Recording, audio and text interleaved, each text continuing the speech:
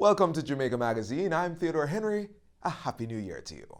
Journey with us as we step over with renewed hope and clear perspectives. Let's make the best of 2020. Do stay with us.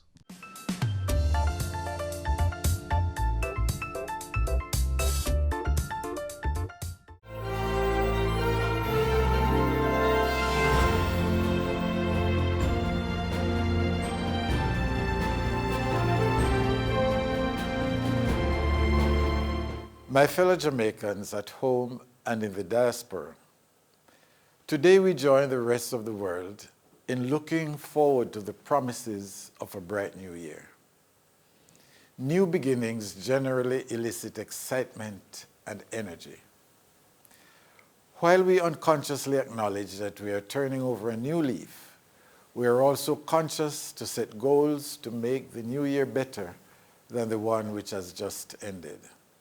However, I believe that despite any disappointments we may have had during 2019, we can take pride that our nation has accomplished much and look forward to even more progress. From my own interactions with our leaders and participants who have been involved with our social and outreach programs generated by King's House, I am encouraged by the spirit of Jamaicans at home and in the diaspora.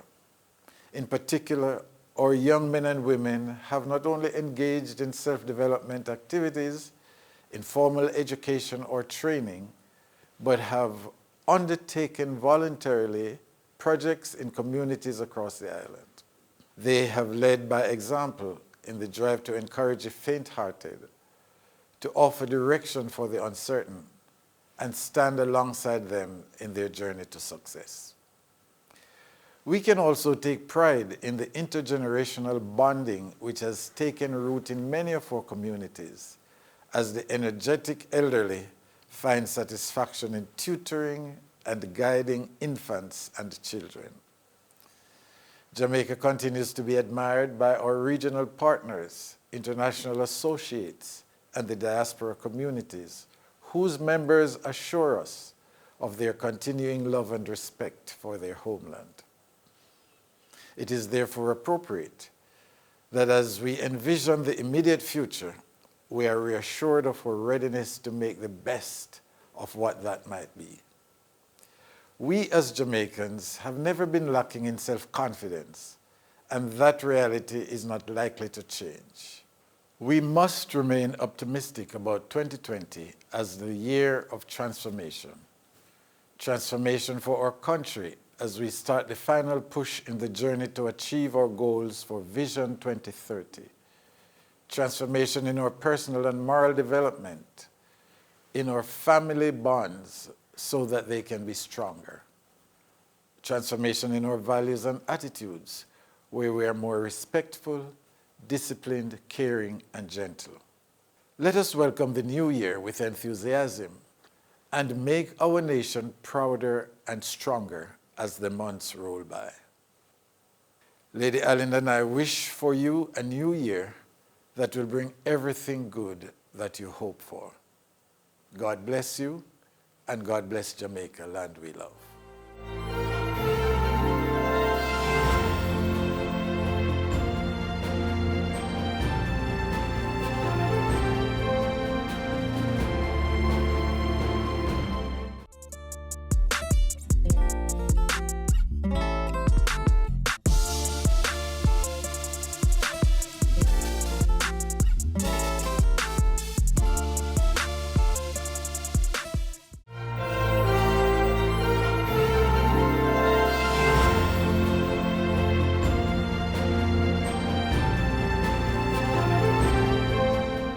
We happily welcome the clear vision of 2020, embracing this new year for all the potential and promise it holds, and we give God thanks for sparing our lives to see yet another decade.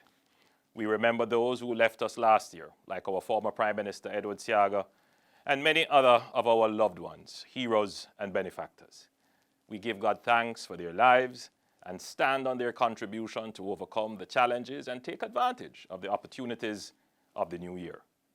It pains my heart that many of our brothers and sisters and our children were deprived of seeing 2020 due to violence. This is a social epidemic and requires national consensus around the use of emergency powers to bring this disease under control. My government is committed to bringing the murder rate down. The target set by the Social Partnership approximates the regional average of 16 murders per 100,000 of population within the near term. Unfortunately, there are those among us that appear to accept the high level of crime and violence as normal. Political disunity and gamesmanship over crime fighting and national security policy have real effects on our lives. Lack of support from the opposition resulted in a break in the SOEs for the first 4 months of 2019. And an unusual spike in homicides in November meant that we ended 2019 approximately 3.4% higher in homicides than 2018, when we saw a record decline of 22%. While the SOEs have been very effective when and where we have been able to use them, we have used the space they create to build the capacity of our national security apparatus to respond to the current level of crime and violence in the society. This fiscal year will see the largest allocation of $5.28 billion to equip the police force with cutting-edge technology to enhance their ability to detect, record, respond, and prevent crimes. This year, the JCF will receive the first set of purpose-built police cars fitted with tracking devices and onboard computers. The JCF's radio and communication system is being improved. The long-talked-about electronic station diary will start implementation, and police stations right across Jamaica are being refurbished or built anew. Several administrative and operational improvements are being undertaken internally. Greater emphasis and resources are being targeted at the investigative and intelligence capacity of the force. Whilst these transformational actions are not yet mature, already we are seeing the impact on the number and quality of cases being brought before the court to secure convictions. The police have over 13 major gang cases in various stages to come before the courts. Using the space created by the SOEs, the JCF and the MOCA continue the long, hard, and tedious work of intelligence gathering and investigations as they build cases and make arrests using regular police powers and conventional methods. Your government recognizes the importance of social intervention in breaking the cycle of violence and crime, particularly at the community level, and we intend to spend significantly on intervening in some of the social conditions underpinning crime and violence. After more than 20 years of experience with social intervention programs, the lesson learned is that such interventions have to occur in parallel and coordinated with security intervention. The zones of special operations were designed to provide a security environment within which social intervention could be maximized. The Mount Salem and Denham Town pilot zones have been a success, and this year we will have the resources in place to declare other areas as zones of special operations. Ultimately, we will take back Jamaica from the criminals, community by community. Jamaica's high homicide rate did not happen overnight. In the decade of the 80s, 4,870 murders were committed in Jamaica. By the decade of the 90s, this increased to 7,621 murders. And by the decade of the 2000s, even with the formation of various special squads and units, murders skyrocketed to 13,418. This past decade, 2010 to 2019, has seen a reduction in murders to 12,698, still too high.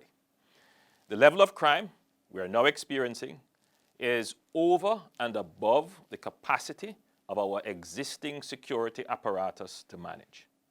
While the crime and murder numbers have grown over the past 4 decades, successive governments have not increased the national security budget apace, or kept abreast with technology, or increased the number of investigators and other critical capabilities commensurately, or effectively controlled corrupt activity in the force. It is only in this last decade that any serious policy and legislative reform have been undertaken, and certainly within this term, that serious budgetary, manpower, and technological upgrades have been made. All Jamaicans should take hope that with sound policy, programs, and plans, we can reduce murders. But it will take a long-term, concerted, and united commitment to stick with the plan. I'm confident in our plan to secure Jamaica. For the first time, Jamaica is engaged in building a national security architecture fit for the times that will deal with domestic threats, but will also deal effectively with our air and maritime space and borders, in addition to securing our cyber domain, which is becoming more important as the world becomes digital. All of this cannot be done overnight or even in 2 years. It takes a year and a half to procure equipment, at least 2 years in some cases to draft and pass legislation, several years to train up a seasoned investigator and other skilled law enforcement operators. Much of this is now being done behind the scenes, and we will intensify our efforts to bring these reforms and investments more quickly to fruition to save more lives. The disorder on our roads and in public spaces is now a national concern. Billions have been invested in improving our road infrastructure, which will improve connectivity, efficiency, and comfort. But some among us are determined to breach all the rules of the road, disregard other road users, and purvey carnage and chaos on our streets. Aside from the general socio-emotional improvement in our respect for law and order, which comes from our education system and how we bring up our children, increasing the detection of violations, increasing enforcement, and securing swift convictions through the courts must be the area of focus for government policy. The JCF has already established the Public Safety and Traffic Enforcement Branch, which is still in its infancy, but has been impactful. To complement their work, the government has decided to invest heavily in traffic management and traffic violation detection technology. And this year, the traffic ticketing system and the enabling regulations for the new Road Traffic Act should be complete. Many more traffic offenders will be caught and ticketed, and there will be no more amnesty for the foreseeable future. Ultimately, however, enforcement and technology have limits, whether in crime fighting or traffic enforcement. Our lasting peace and abiding order depend on how responsibly we act individually and as a people. We will never be able to have cameras and traffic police on every road to arrest every driver who decides to overtake a line of traffic in rush hour or speed dangerously on a local road. However, if you decide to slow down and drive according to the rules of the road and wear your helmet, we can bring down the crashes for 2020. The life you save could very well be your own. Like our security infrastructure, there have been many decades of underinvestment in our health infrastructure. I've toured some of our hospitals and clinics and seen firsthand the discomfort of patients and the strain on staff, particularly when there is an upsurge in illnesses, as in the case with dengue. The government is now steadily increasing investments in our health infrastructure to better serve patients, with over $10 billion of investments planned for health facilities and over $3 billion dedicated to rebuilding the Cornwall Regional Hospital. We have spent approximately $2 billion on dengue control through environmental cleanup programs in communities and various public health interventions, including purchasing 40 new pickups, which will be deployed island-wide to conduct more regular fogging. However, like security, our health requires our personal responsibility and action. Dengue is transmitted by a mosquito that breeds in our domestic surroundings. While the government has increased the collection of bulky waste that breeds the mosquito, only you can check the flower vase to see if it has a mosquito larvae in it. Only you can bore holes in the containers you discard around your house. The government cannot come inside your house every day to see to it that the water you store is covered We can give you the information, but you have to act and take responsibility. In 2020, I encourage all Jamaicans to take personal responsibility for your health and security and fulfill your role as good citizens by cooperating with the authorities to eradicate the pests that threatens your life. Let us know if you have breeding sites near your home. Allow the public health workers to farm your community. Don't stone them. Likewise, tell us where the guns are. Tell us what you know about the criminals. And together, we will make Jamaica safe, secure, and healthy. Many great things have happened in 2019, which gives me great hope for 2020. Let me see how many I can cover in the remaining 2 minutes. Finance, lowest unemployment rate in the history of Jamaica, 7.8%. Longest period of consecutive growth in our history, 19 quarters. Record fall in our debt to GDP ratio, we are now at 93%. Record low inflation, introduction of special procurement incentives for medium and small enterprises. We removed the minimum business tax, reduced transfer tax from 5 to 2%. 1.5 million tax break. I hope you didn't forget that. Successfully completed the IMF program. In health, better cancer care through new radiation facilities, reducing waiting times at drugstore pharmacies. New helicopters in security, new maritime patrol aircraft for the JDF, new radar system, doubling the national security budget. You can now renew your passport online, new motorcycles for the police, major investments in forensics and DNA. Tourism, wow. Record tourism arrivals, approximately 4.5 million visitors. Record earnings, $3.8 billion. We launched the Tourism Workers Pension Fund, first in the Caribbean. In transport, we launched the Drive Safe app. We commissioned 2 new air traffic control towers. We implemented Wi-Fi on buses. We completed the pilot program for LNG in buses. In infrastructure, a record 400 roads resurfaced or rehabilitated. We did Mandela Highway, Marcus Garvey Drive, Ferris to Macfeed, Barbican, Hagley Park Road, Constant Spring, and 3 Miles Road, all almost complete. Junction Road, South Camp Road, being currently repaired. We're going to start the South Coast Highway improvement from Harborview to Port Antonio and extend the East-West Highway from Maypen to Williamsfield. Over 12 bridges repaired are currently under construction, and we will start the Morant Bay Town Centre this year. Water. Over 50 water facilities rehabilitated island-wide. Major upgrades and replacement of water and sewer mains within the corporate area. Reduced NWC water losses from 60% to about 40% in the corporate area. A record $800 million investment in rural water, which brought water to thousands of Jamaicans who never had it in parishes including Clarendon, St. Elizabeth, and St. Mary. In housing, a record over 27,000 new housing starts between the NHT and the HAJ. Local government. 60 new fire trucks, 43 new garbage trucks, successfully completed the tire removal pilot project from Riverton City, and will shortly roll out the full project. Paid off $9 billion in streetlight debt to the JPS. Science and technology, free Wi-Fi hotspots across major towns. The Wigton IPO, over 30,000 Jamaicans participated. We commissioned the largest solar plant in the English-speaking Caribbean, and the new 194 megawatt JPS LNG plant in Old Harbour is now commissioned. Under the environment, we banned single-use plastics. We have started planting 3 million trees. This month, we will be banning the use of styrofoam in Jamaica, and we will continue to be global leaders in climate change. 7% of Jamaica is now protected as part of the cockpit country.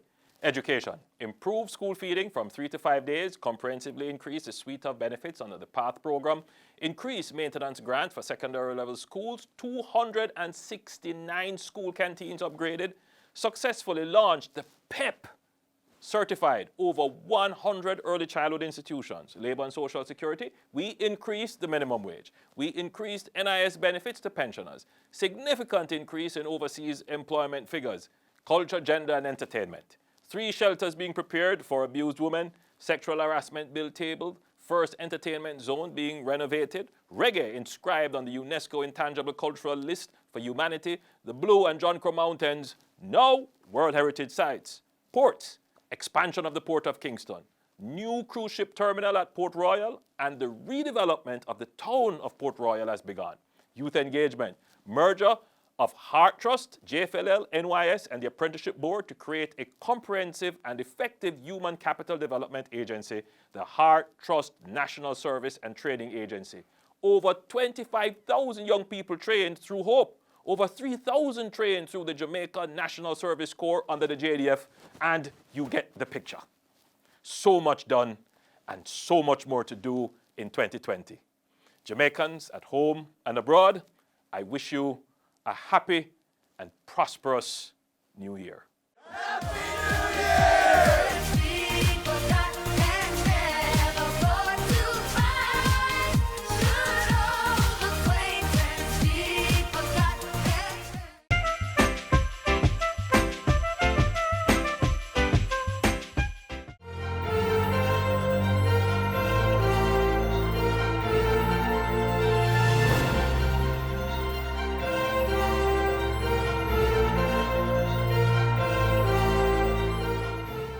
My fellow Jamaicans, today we welcome a new day, a new month, a new year, and a new decade with renewed hope and faith in the indomitable spirit of Jamaicans to overcome and to achieve.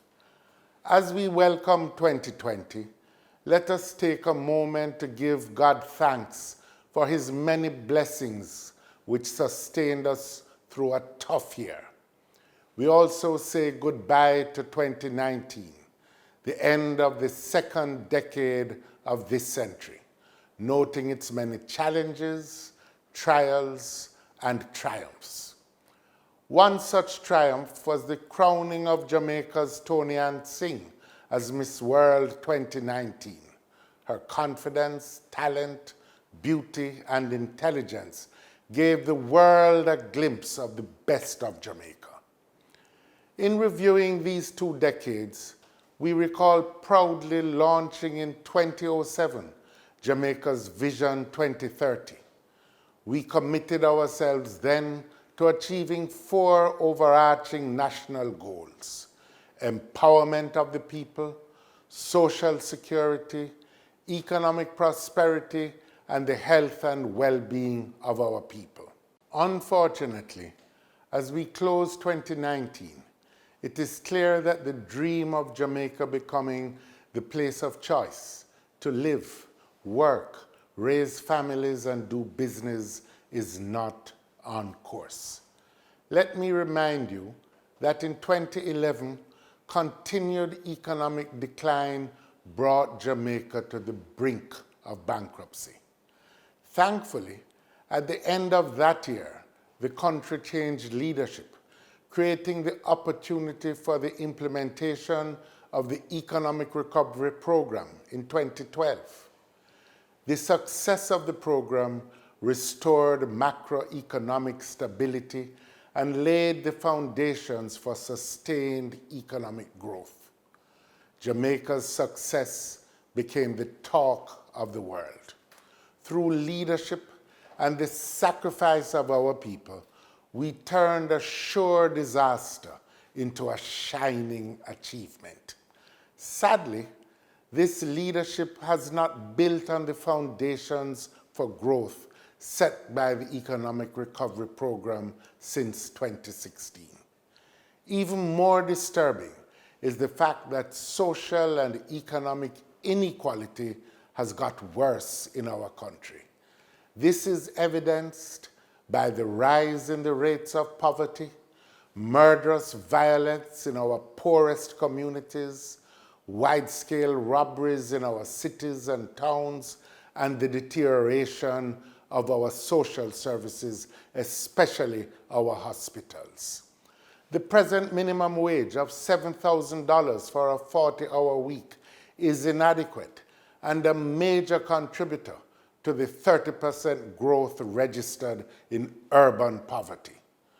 With the significant fall in the value of the Jamaican dollar and the rise in the price of basic items, the low wages keep many workers poor, as does the increasingly widespread practice of treating many full-time workers as contract workers, and thus deny them the fair wages and benefits to which they would otherwise be entitled. Today, I'm giving notice that the opposition will be demanding and fighting for the minimum wage to be increased to $12,500. The spread of violent crime and antisocial behavior continues to drive fear in Jamaicans from all walks of life. For many, the lack of a plan to effectively fight crime has added to their anxiety. Together, we have to find a way to end the culture of violence. Too many of our schools, homes, and communities have been scarred forever by bloodshed. Sadly, as the levels of extreme violence increase, more children, more elderly, and more women have become the victims. Indeed, the targeting of our women in our commercial centers and on our roads has caused paranoia. We cannot, we will not lose hope. Despair and surrender are not characteristic of the Jamaican people. No matter the challenge, we rise to every occasion and we always overcome. Our first national hero, the Right Excellent Marcus Mosiah Garvey, challenged us to realize that upon ourselves depend our destiny. Our future, we must carve out that future, that destiny. To achieve that future in 2020, we must seize the opportunity to change the course we are on. We must recommit to the vision and aspirations of our founding fathers and mothers. We must seek to build our nation on the foundations of democracy, the rule of law, and the kind of economic and social development that offers equal opportunity for every Jamaican. From all appearances, 2020 may be an election year, when we will all be called upon to take important decisions regarding the future of our country. We must take our responsibilities seriously and prepare ourselves to do our duty on behalf of our country and chart the course for a better future. We must look out for the hundreds of thousands of Jamaicans who still exist on the margins of society and who have no access to high-quality education. We must also remember those who are forced to rely on rundown and crisis-plagued health services and who live in squatter communities with inadequate social services and inadequate physical infrastructure. In this new year and new decade, we must launch a national program to foster healthy and harmonious relationships in our homes, our schools, our workplaces, our churches, and our communities. We must transform our education system to give equal opportunity for quality education to every Jamaican child. We are committed to a new national development program that will broaden the base of ownership of land and housing. It will incorporate all, especially workers, farmers, and small business people, providing them with an opportunity to earn a good living. Despite all the challenges, with resilience, tenacity, courage, and good sense, the Jamaican people can build a better and stronger nation. As leader of the opposition, my team and I will continue to be vigilant and hold the government accountable. We will continue to demand transparency, integrity, and an end to corruption. Our people deserve a government that is honest, inclusive, compassionate, respectful, and caring. I call on each Jamaican to stand up and be counted for equal rights, equal opportunities, fairness, and justice for all. My fellow Jamaicans, on this New Year's Day, we call upon our eternal Father to bless our land and guard us with his mighty hand. We wish for everyone a safe, productive, and happy New Year. May God bless you all, and may God bless Jamaica, land we love.